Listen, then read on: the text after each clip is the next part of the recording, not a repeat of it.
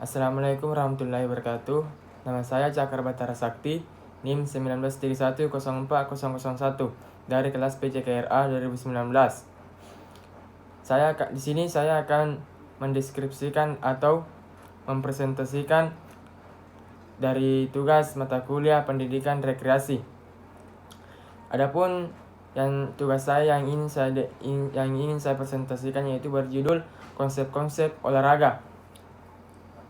Ya, langsung saja ke intinya. Olahraga adalah kegiatan yang bersifat fisik, mengandung sifat permainan, serta berisi perjuangan dengan diri sendiri, dengan orang lain, atau konfrontasi dengan unsur alam yang terbuka bagi seluruh masyarakat sesuai dengan kemampuan dan kesenangannya masing-masing. Olahraga memiliki dari berbagai kata, di antaranya itu olahraga berasal dari kata disport yang artinya bergerak dari satu tempat ke tempat lain.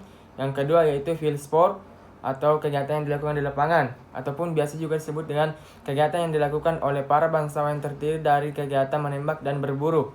Yang ketiga yaitu desporter atau biasa disebut dengan membuang lelah.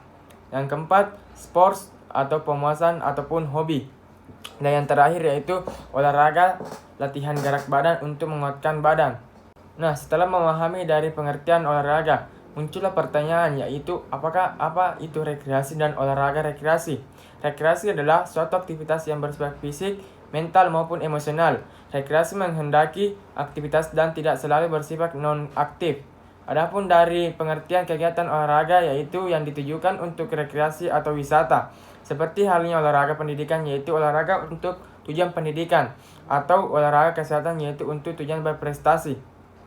Poin yang berikutnya yaitu tempat melakukan olahraga rekreasi digolongkan menjadi 4. Yang pertama, olahraga rekreasi yang dilakukan di darat seperti bermain bola, dan yang kedua olahraga rekreasi yang dilakukan di air seperti berenang, dan yang ketiga olahraga rekreasi yang dilakukan di udara seperti para layang dan terjun payung. Yang terakhir itu olahraga yang dilakukan gabungan dari kedua atau ketiga tempat tersebut. Poin yang berikutnya yaitu mengelompokkan kegiatan rekreasi dalam 5 kategori. Kategori yang pertama yaitu kegiatan rekreasi yang dilakukan di dalam, yaitu dilaksanakan di dalam atau di sekitar rumah seperti menonton televisi, mendengarkan radio, membaca buku, berkebun, dan mengerjakan suatu hobi. Kategori yang kedua yaitu kegiatan rekreasi yang bernilai sosial tinggi, seperti melakukan hiburan, makan keluar, dan mengunjungi penginapan. Kategori yang ketiga yaitu kegiatan rekreasi yang mengejar atau mencari budaya, seperti mengunjungi teater, konser, dan pameran seni. Dan kategori yang terakhir yaitu kegiatan rekreasi yang mengejar olahraga yang aktif, seperti renang, golf, dan tenis. Adapun macam-macam olahraga yang dilakukan di darat. Yang pertama atletik seperti lari, jalan di tempat, dan nomor-nomor khusus. Yang kedua senam seperti umum artistik dan ritmik. Yang ketiga permainan seperti menggunakan bola dan tanpa menggunakan bola atau permainan tradisional dan modern. Yang keempat bela diri, impor dan asli. Yang terakhir yaitu olahraga rekreasi ataupun olahraga wisata. Orang yang melakukan perjalanan wisata dapat dikategorikan menjadi 3 bagian, yaitu yang pertama, turis bisnis adalah mereka yang melakukan perjalanan atau kunjungan dengan alasan untuk berbisnis. Yang kedua, yaitu turis spesifik adalah merupakan turis yang melakukan perjalanan hanya untuk keperluan khusus. Yang ketiga, yaitu turis waktu luang, merupakan mereka yang mengunjungi suatu tempat untuk bersenang-senang. Adapun jenis-jenis olahraga rekreasi yaitu yang pertama, olahraga rekreasi atau wisata bahari seperti selam, dayung, layar, ski air, selancar air. Yang kedua yaitu wisata alam seperti jalan kaki dalam terbuka, mendaki gunung, dan memanjat tebing. Yang ketiga olahraga wisatawan pertandingan seperti sepak bola, voli, bola basket, tinju, dan tenis. Selanjutnya olahraga wisata playground seperti menembak, balap mobil, go-kart, dan sepeda mini. Yang keenam wisata dirgantara seperti terjun payung, para layang, gantole, kapal radio kontrol. Yang keenam olahraga wisata permainan seperti fitness seperti egrang, patolele, bebentengan, dan gobak sodor.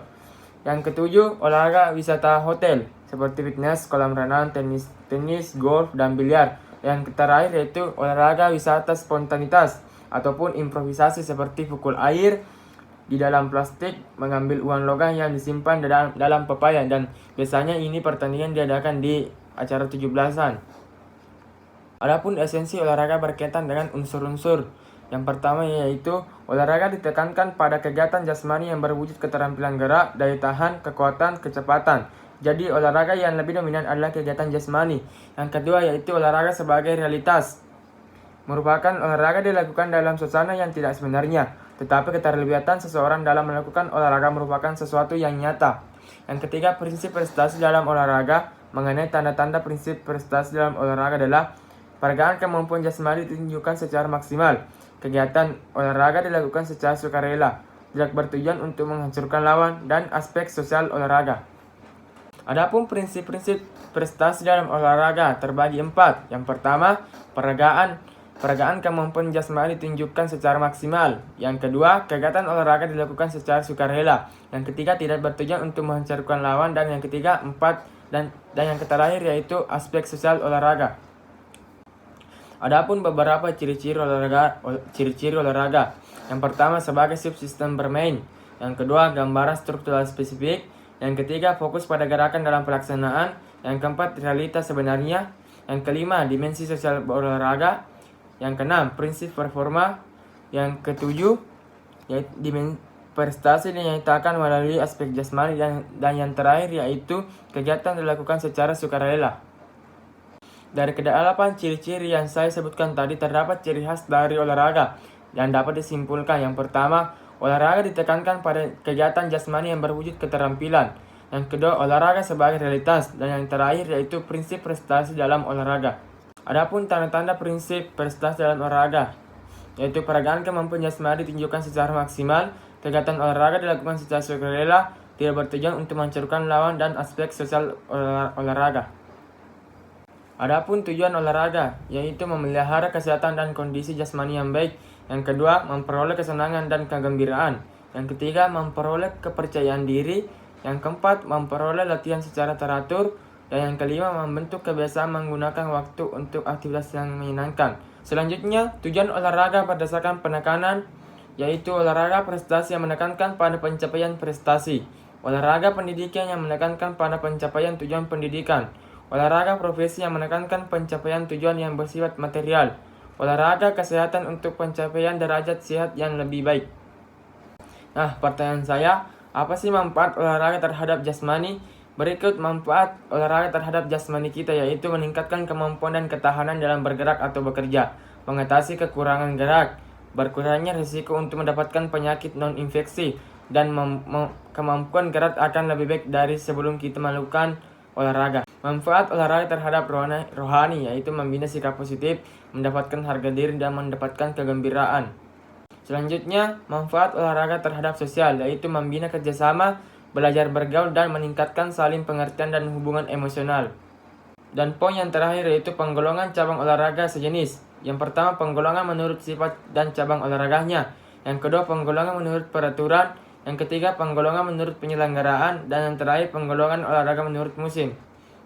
Itulah sedikit penjelasan ataupun presentasi dari saya. Mohon maaf bila ada salah kata. Saya akhiri. Assalamualaikum warahmatullahi wabarakatuh.